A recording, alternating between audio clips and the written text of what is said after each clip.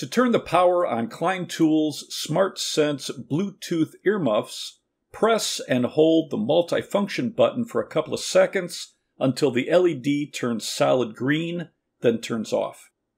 To turn off the earmuffs, press and hold the multifunction button for a few seconds until the LED turns solid red, then turns off.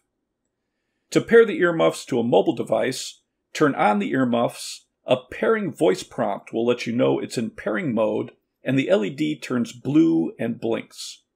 On your mobile device, go to your Bluetooth settings and click on Pair a New Device. Select Klein Smart Sense Muffs. You will hear Connected, and the LED will turn solid blue, then turn off when connected. When listening to music or a podcast, a single press on the multifunction button will toggle between play and pause. Double press for the next track, triple press for the previous track. Adjust the volume with the Bluetooth knob, adjust the environment volume with the ambient knob. Answer a phone call with a single press to the multifunction button. Reject a call by holding down the multifunction button. To hold a call and answer a new call, double press the button.